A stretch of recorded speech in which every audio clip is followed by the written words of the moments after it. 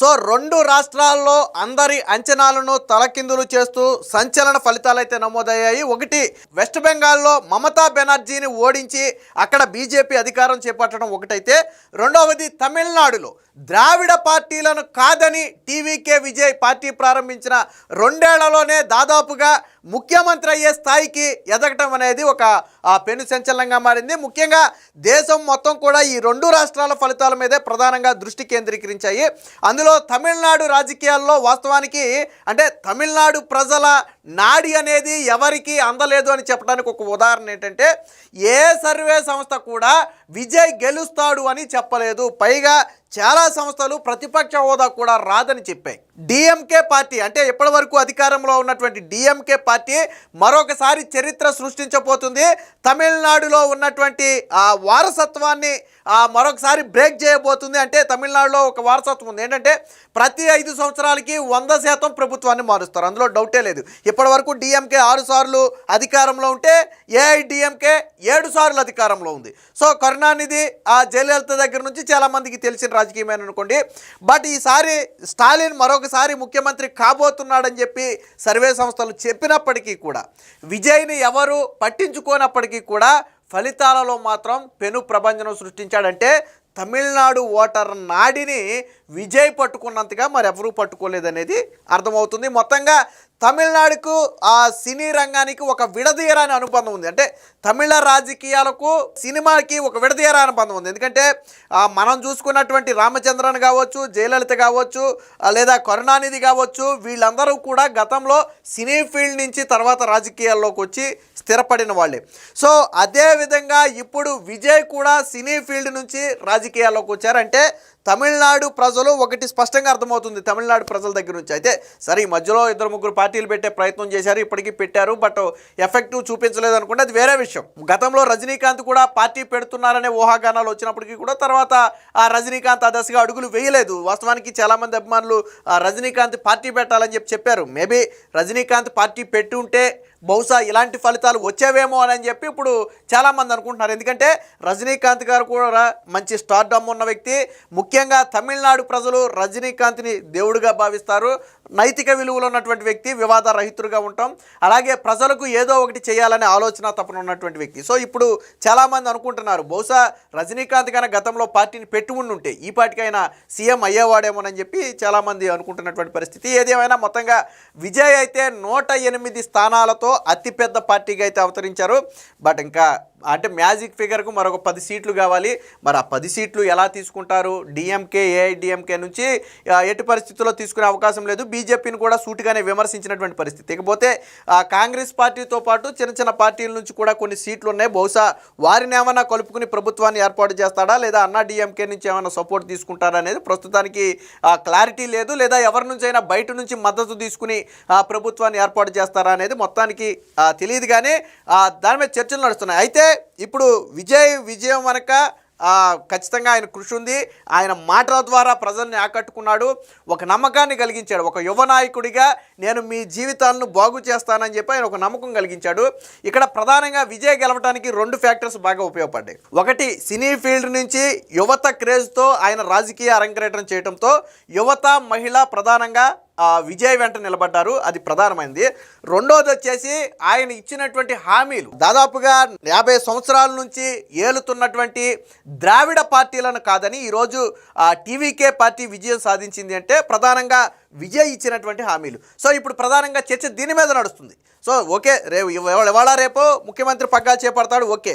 But అతను ముందున్నటువంటి సవాళ్ళు ఏంటి, విజయ్ ముందున్నటువంటి సవాళ్ళు ఏంటి అనేది ఇప్పుడు ప్రధానంగా ఆ చర్చ కూడా నడుస్తుంది. సో దీంతో విజయ్ ఏమి హామీలు ఇచ్చాడు, సో ఎలాంటి హామీలను తమిళనాడు ప్రజలు నమ్మారు, సో అవి ఆచరణ సాధ్యమేనా కాదా అనేది ఇప్పుడు ప్రధానంగా చర్చ నడుస్తుంది. సో విజయ్ విజయం సాధించిన సందర్భంగా అసలు తమిళనాడులో విజయ్ ఇచ్చినటువంటి హామీలు ఏంటనేది, అవి ఎంతవరకు ఆచరణ సాధ్యం అనేది ఒకసారి మనం పరిశీలించే ప్రయత్నం చేద్దాం. సో విజయ్ ముందున్న ప్రధాన సవాళ్ళు, ఎందుకంటే ఆయన ముఖ్యమంత్రి పగ్గాలు చేపట్టిన తర్వాత ఖచ్చితంగా ఇచ్చిన హామీలు అమలు చేయాలి. ఇప్పుడు డిఎంకే పార్టీ గత ఎన్నికల్లో 100% హామీలు ఇస్తే దాదాపుగా 60 నుంచి 70% వరకు మాత్రమే వాళ్ళు పూర్తి చేశారు. 30% హామీలు వాళ్ళు పూర్తి చేయలేదు. సో అది ఇప్పుడు ఎన్నికల్లో ప్రచారణ హస్తంగా బాగా ఉపయోగపడింది. డిఎంకే మేము 70-80% హామీలు పూర్తి చేశామని చెప్పుకున్నప్పటికీ కూడా ఆ పూర్తి చేయని 20% హామీలే ఈరోజు వాళ్ళని వ్యతిరేకించడానికి ప్రధాన కారణమని కూడా చెప్తున్నారు. కాబట్టి విజయ్ ఇచ్చినటువంటి హామీలు కానీ ఇప్పుడు నెరవేర్చకపోతే సరే ఇప్పుడు గెలుపు బాగానే ఉంటుంది, ప్రమాణ స్వీకారం వరకు ఈ వేవ్ అంతా బాగానే ఉంటుంది. బట్ గెలవటం వేరు, గెలిచిన తర్వాత పాలించడం వేరు. ఫర్ ఎగ్జాంపుల్ మన రాష్ట్రంలో జగన్మోహన్ రెడ్డిని తీసుకుందాం. జగన్మోహన్ రెడ్డి కూడా ఆ రోజు 151 సీట్లతో అతిపెద్ద మెజారిటీ సాధించాడు 2019 ఎన్నికల్లో. కానీ తరువాత ఏం జరిగింది? సో ఇచ్చిన హామీలను అమలు చేయడంలో జగన్మోహన్ రెడ్డి విఫలమయ్యాడు. విఫలం అంటే ఇలాంటి విఫలం కాదు, దారుణమైనటువంటి విఫలమయ్యాడు. ఉద్యోగులకు సిపిఎస్ రద్దు చేస్తాం దగ్గర మొదలుపెట్టి, మద్యపాన నిషేధం దగ్గర మొదలుపెట్టి, విద్యార్థులకు సన్నబియ్యం దగ్గర మొదలుపెట్టి, 2.5 లక్షల ప్రభుత్వ ఉద్యోగాల కల్పన దగ్గర మొదలుపెట్టి, సో ఇలా 1 కాదు 2 కాదు అనేక హామీలను జగన్మోహన్ రెడ్డి విస్మరించాడు. సో ఫలితం ఏంటి? దాని ఫలితం ఏంటి? 45 సంవత్సరాలకే పింఛన్ ఇస్తానని కూడా జగన్మోహన్ రెడ్డి ప్రచారంలో చెప్పాడు. 2 పిల్లలకు ఆ రోజు తల్లికి వందనం అమ్మఒడి పథకం ఇస్తానని చెప్పి జగన్మోహన్ రెడ్డి అప్పట్లో చెప్పాడు. సో ఇవన్నీ కూడా ఆచరణలోకి రాలేదు. ఫలితంగా ఏమైంది? మొన్న ఎన్నికల్లో ఏం జరిగిందో మనం చూసాం.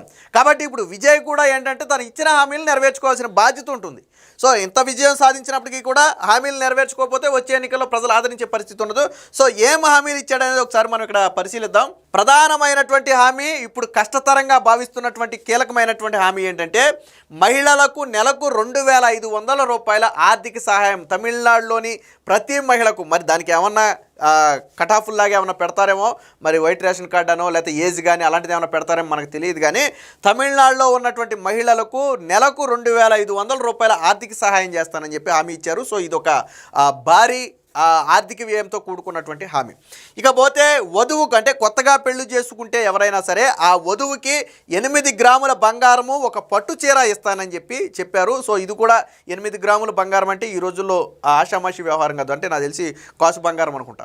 సో కాసు బంగారం ఇవ్వాల్సి ఉంటుంది.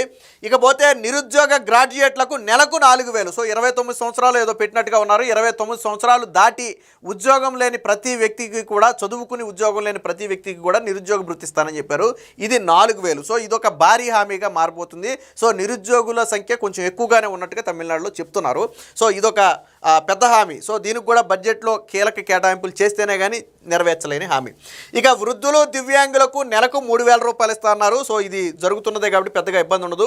ఇక ఏడాదికి 6 వంట గ్యాస్ సిలిండర్లు ఉచితంగా. ఇప్పుడు ఆంధ్రప్రదేశ్లో 3 సిలిండర్లు ఇస్తామని చెప్పాం.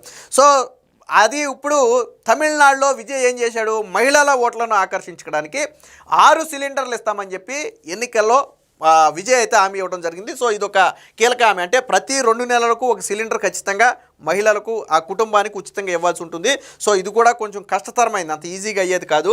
ఇక గృహాలకు 200 యూనిట్ల లోపు ఉచిత విద్యుత్తు, ఇది పెద్దగా భారం పడకపోవచ్చు. 5 లక్షల కొత్త ప్రభుత్వ ఉద్యోగాల కల్పన. సో ఇది మరి అక్కడ ఉన్నటువంటి పరిస్థితులకు ఆధారంగా కల్పన అనేది ఉంటుంది. అది ప్రైవేటు రంగము, అలాగే అంటే ఇక్కడ ప్రభుత్వ ఉద్యోగాలు అంటే ఖచ్చితంగా మళ్ళీ ప్రభుత్వ ఉద్యోగాలే కల్పించాలి. మరి ప్రైవేటు ఉద్యోగాలు ఈ లెక్కలోకి రావు. 5 లక్షల ఉద్యోగాలు, మరి అన్ని ఉద్యోగాలు అక్కడ ఖాళీ ఉన్నాయా లేదనేది అక్కడ పరిస్థితులు మనకు తెలియదు. ఇక ఉన్నత చదువుల కోసం 20 లక్షల వరకు రుణాలు, ఇది ఒక కీలకమైన హామీ. ఎవరైనా సరే విదేశాలకు వెళ్ళి లేదా ఉన్నత చదువులు చదువుకోవాలి ఎవరైనా విద్యార్థి భావిస్తే వాళ్ళకి 20 లక్షల వరకు రుణాలు ఇప్పిస్తానని చెప్పి ఒక స్పష్టమైన హామీ అయితే ఇచ్చారు. ఇక 5 లక్షల మందికి పెయిడ్ ఇంటర్నల్షిప్ అవకాశం కల్పిస్తానని చెప్పి ఒక హామీ ఇచ్చారు. స్కూల్ పిల్లల తల్లులకు ఏడాదికి 15,000 రూపాయలు, అంటే ఇక్కడ మనం ఏదైతే ఇప్పుడు తల్లికి వందనం లాంటిది పెట్టామో సో అదే పథకానికి అక్కడ పేరు మార్చి 15,000 రూపాయలు ఇస్తామని చెప్పి విజయ్ అయితే ప్రకటించారు. ఇక 5 ఎకరాల లోపు రైతులకు రుణమాఫీ. సో ఇదొక పెద్ద హామీ కాబోతుంది. 5 ఎకరాల లోపు రైతులకు బ్యాంకుల్లో ఉన్నటువంటి ఏదైతే రుణం ఉందో ఆ రుణం మొత్తం కూడా మాఫీ చేస్తానని చెప్పి విజయ్ అయితే హామీ ఇవ్వడం జరిగింది. మరి అక్కడ ఎంతమంది రైతులు ఉన్నారు, రుణమాఫీ అంటే అది ఎన్ని వేల కోట్లకు చేరుతుందనేది మనకైతే అంచనా తెలియదు. కానీ ఇదొక భారీ హామీగా మారబోతుంది. సో ఖచ్చితంగా ఆల్రెడీ గతంలో చంద్రబాబు గారు కూడా ఈ ప్రకటన చేశారు. సో కాబట్టి ఇప్పుడు విజయ్ కూడా ఇదే ప్రకటన చేశారు. కాకపోతే చంద్రబాబు గారు దాదాపుగా నెరవేర్చారు. ఒక విడత ఆ హామీని నెరవేర్చే సమయానికి అప్పట్లో ఎన్నికలు రెండోసారి ఎన్నికలు వచ్చేటప్పటికి ఇబ్బంది అయిందనుకోండి, అది వేరే విషయం. సో ఇది మొత్తంగా 5 ఎకరాల లోపు రైతులకు రుణమాఫీ. ఇది కాకుండా మళ్ళీ రేషన్ షాపుల ద్వారా కావచ్చు, స్కూళ్ళు కాలేజీల్లో విద్యార్థినులకు మహిళలకు ఉచితంగా నాప్కిన్లు ఇస్తామని చెప్పి కూడా ఒక ప్రకటన చేశారు. సో ఇలా ఆఫ్ ద రికార్డ్ ఇంకా చాలా ఉన్నాయనుకోండి. సో ఈ కీలకమైనటువంటి ప్రధానంగా ఆర్థిక భారం పడేటువంటి హామీలు. సో ఇప్పుడు ఈ హామీల అమలుకు ఎలా చేయగలుగుతారు? ఇప్పుడు విజయ్ అధికారాన్ని చేపట్టినప్పుడు ఈ హామీలు నెరవేర్చాలంటే కొంత కేంద్ర సహాయం కూడా కావాలి అనేది కొంతమంది విశ్లేషకుల మాట. ఎందుకంటే ఇచ్చినటువంటి హామీలు చాలా భారీ సంఖ్యలో ఉన్నాయి. సో కేంద్రం నుంచి వెన్నుదన్ను లేకపోతే ఈ హామీలు అక్కడ ఉన్నటువంటి ఆర్థిక పరిస్థితి దృష్ట్యా నెరవేర్చడం అనేది సాధ్యపడకపోవచ్చు.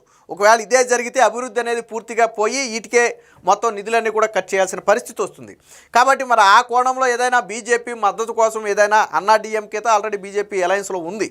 సో మరి అక్కడి నుంచి ఏమైనా మద్దతు తీసుకుని కేంద్రంలో నరేంద్ర మోదీ మద్దతుతో ఏమన్నా వీటిని కొంత ఇంప్లిమెంట్ చేసే ప్రయత్నం చేస్తారా, లేదా ఓన్గా మళ్ళీ ఇక్కడ ప్రాబ్లం ఏంటంటే వేరొక పెద్ద పార్టీతో కలిస్తే తర్వాత పాలనలో విజయ మార్కు ఉండకపోవచ్చు, కొంత వాళ్ళ ప్రభావం ఉండొచ్చు, పాలనలో వాళ్ళ ప్రభావం ఉండొచ్చు వాళ్ళ సపోర్ట్తో అధికారంలోకి. సో ఇది కూడా ఒక ఫ్యాక్టర్ ఇక్కడ. అందుకనే విజయ్ ఏంటంటే చిన్న చిన్న పార్టీలు సిపిఐ సిపిఎం లాంటి పార్టీలు కూడా 1-2 స్థానాలు వచ్చినాయి. అలాగే దాదాపుగా ఒక 12-13 స్థానాలు ఉన్నాయి వేరు వేరు పార్టీలు, ఈవెన్ కాంగ్రెస్తో కూడా కలిపి. సో వాటి నుంచి సపోర్ట్ తీసుకుంటే విజయ్కి మెజారిటీ అయితే సరిపోతుంది. వాళ్ళైతే పెద్దగా పాలనలో ఇన్వాల్వ్ అయ్యే అవకాశం లేదు, ఆ విజయ్ మార్కు పాలన చూపించడానికి అవకాశం ఉంటుంది. బట్ ఇచ్చిన హామీలు అన్నీ కూడా పెద్ద హామీలుగానే ఉన్నాయి. సో మరి చూడాలి మొత్తానికి ఏం జరుగుతుందో. ఏది ఏమైనా విజయ్ భారీ విజయం సాధించిన తర్వాత ఇప్పుడు విశ్లేషకులు ప్రధానంగా తొలి సంతకం దేని మీద చేస్తాడు, తరువాత ఈ హామీలను ఎలా నెరవేరుస్తాడు, ఇచ్చిన మాటను ఎలా నిలబెట్టుకుంటాడు అనే దాని మీద అయితే చర్చ నడుస్తుంది. ఏది ఏమైనా తమిళనాడు ప్రజలు ద్రావిడ పార్టీలను కాదని ఒక పార్టీకి పట్టం కట్టడం అనేది ఖచ్చితంగా చరిత్రే.